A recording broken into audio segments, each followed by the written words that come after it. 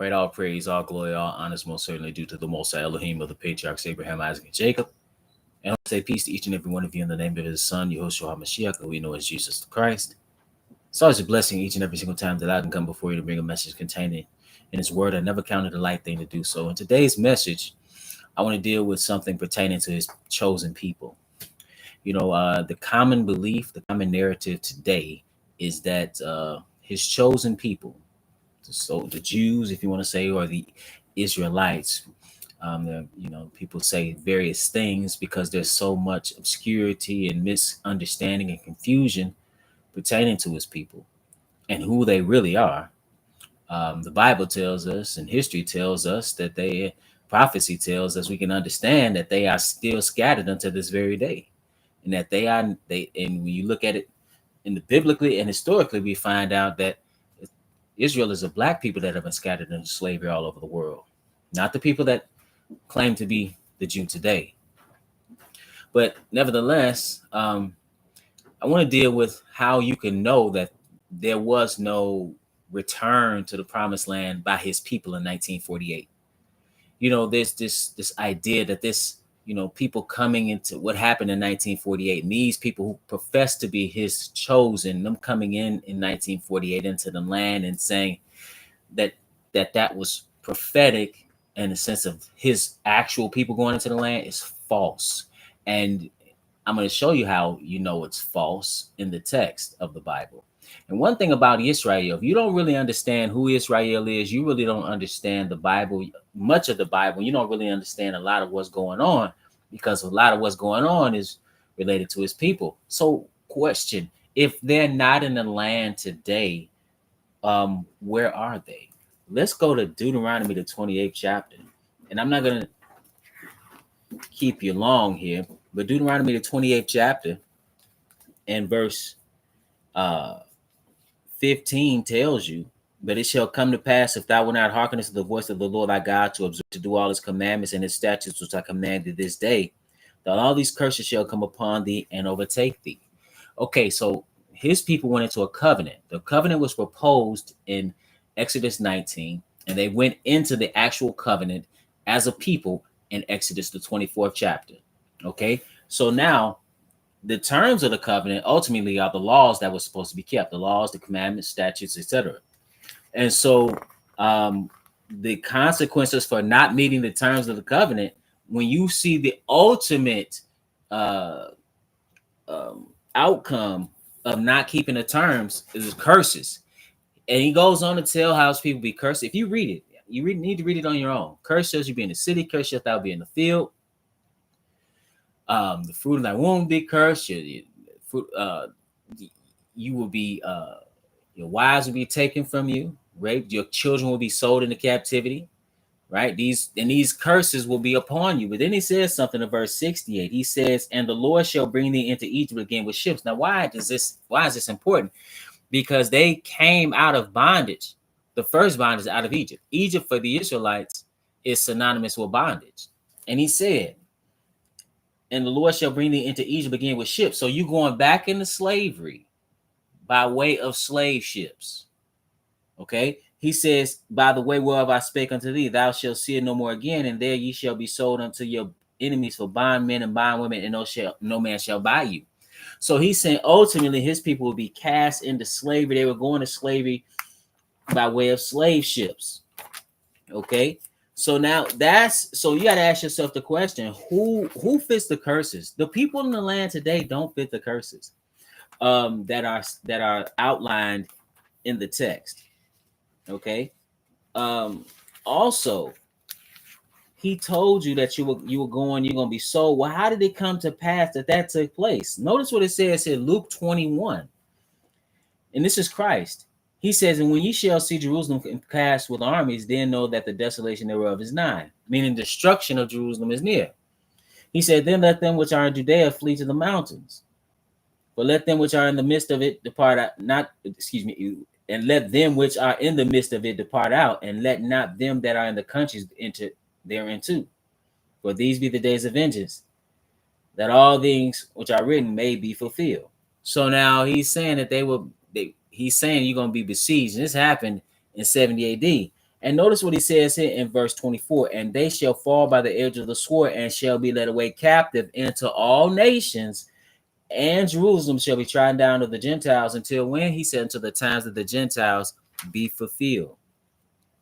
So now Israel, we read Moses prophesied they were going into captivity before they even went into the promised land, and they were going into captivity to all nations by way of ships. We understand that this was the end when Jerusalem, because you already had the 10 tribes lost, but then when you look at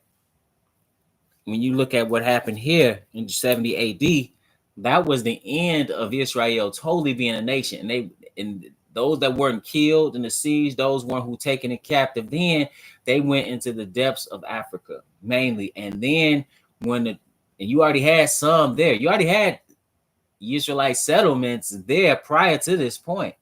But then when the slave trade, the transatlantic slave trade came, that's when they were taken in by way of ships transported all over the world. Okay.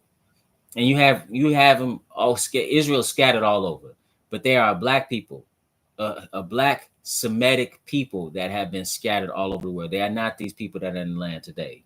That's just not reality.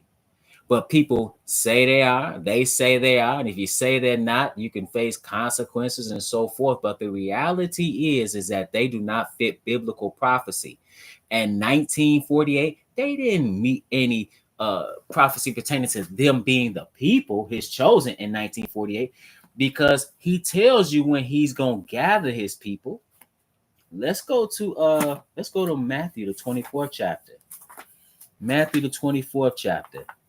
This is Matthew 24, and we'll pick it up at verse. Let's pick it up at verse 29, because they asked him, because he told them, as they sat upon the Mount of Olives, the disciples came up to him privately, saying, "Tell us, when shall these things be, and what shall be the sign of thy coming and the end of the world?" Because he had told them, "See ye not all these things? Verily I say unto you, there shall not be left here one stone upon another that shall not be thrown down." He's talking about the temple, and that happened in 70 AD. So they wanted to know when that was going to happen, but they wanted to go further. They wanted to know what should be the sign of that coming into the end of the world. He told them all these signs, and then he talked about, ye therefore shall see the abomination of the desolation spoken of by Daniel the prophet stand in the holy place. Whoso readeth, let him understand. But then he told them something in Matthew 24 and 29. It says, immediately after the tribulation of those days shall the sun be darkened, and the moon shall not give a light, and the stars shall fall from heaven, and the powers of the heavens shall be shaken. And then shall appear the sign of the Son of Man in heaven, and then shall all of the tribes of the earth mourn, and they shall see the Son of Man coming in the clouds of heaven with power and great glory. What you're going to see with the sun and the moon and the stars that's the consistent sign of his return. And what else is he good? So they're going to mourn because he's coming back in flaming fire, taking vengeance on them and know not God and not obey his gospel. He's coming back in wrath. Okay. The church is going to be burned, a few men left.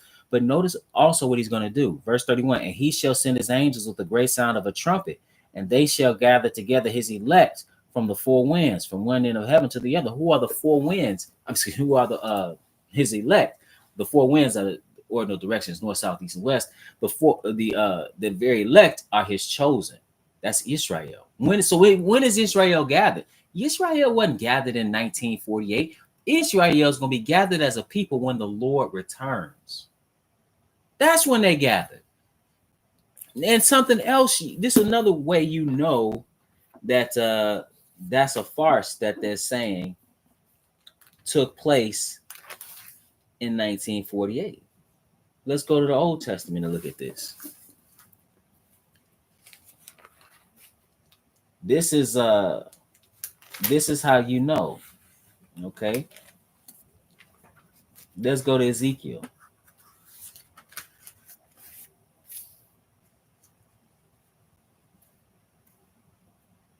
This is the book of Ezekiel, chapter 20. And notice what he says here in Ezekiel chapter 20, when he's going to regather his people. Now, remember I said they went into a covenant, right? In verse 33, it says, as I live, saith the Lord God, surely with a mighty hand and with a stretched out arm and with fury poured out will I rule over you. And I will bring you out from the people, and will gather you out of the countries wherein ye are scattered, with a mighty hand, and with a stretched out arm, and with fury poured out. And I will bring you into the wilderness of the people, and there will I plead with you face to face. See, the Lord doesn't change. We read in the, even so, you some would say we don't believe in the New Testament. Whatever. If what about what he's saying in the Old Testament about him regathering his people? And he does things the exact same way. So what is he going to do? He's going to bring them back into the wilderness. Those people didn't go into the wilderness in 1948. None of this took place.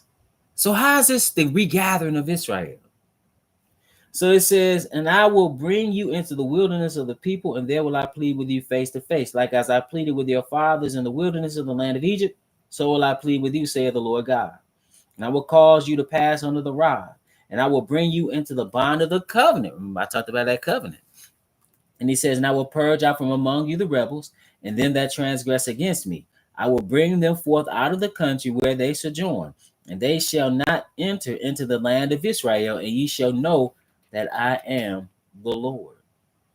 Okay, so now he's gonna purge out the rebels. None of this took place. So why are people saying it's 1948? And why, furthermore, why are people going for it? See, they're perpetrating the biggest fraud going. Notice, I want to point out something else. He's gathering the whole nation. The nation of Israel is 12 tribes. Why are they only talking about being Jewish? Because they're converts. They're not the actual people.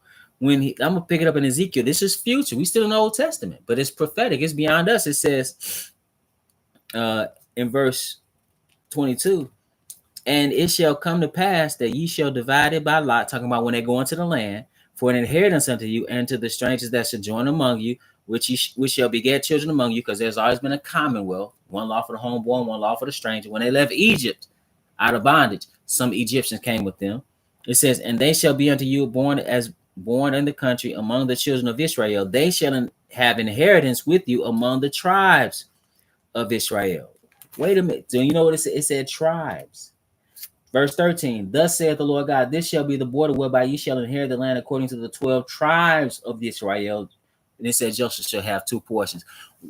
Why are they not talking about the tribes? At best, they would say the Kohanim, right? But they, or they're claiming that they are the priesthood, but they're perpetrating a fraud. It's the biggest fraud going. And you have so many angelicals that go along with this. I want to pick it up at Jeremiah the 16th chapter, and this is it. Jeremiah 16 and verse 14. He said, therefore, behold, the days come, saith the Lord, that it shall no more be said, the Lord liveth that brought up the children of Israel out of the land of Egypt. But the Lord liveth that brought up the children of Israel from the land of the north, and from all the lands whither he had driven them, and I will bring them again into their land that I gave unto their fathers. This did not take place. This is future, and this is pertaining to his actual people. His actual people have been scattered into slavery by way of slave ships. They still in the places in which they're scattered throughout Africa. They're in Europe. They're in parts of so-called Middle East. They are in the Americas, North, Central, and South. And they won't be gathered as a people until he returns, and he's gonna gather them, and he's gonna bring before he takes them into the promised land. He doesn't change. Jesus Christ is saying yesterday and today and forever. He's going to take them into the wilderness like he did the first time and prepare them there, purge out the rebels, and then they're going to inherit the land according to their 12 tribes. That's how you know. See, if you read the Bible closely, you can understand that what these people are saying and professing to the people they're professing to be, they are not those people. And with that, brothers and sisters, it's always my prayer that you will edify.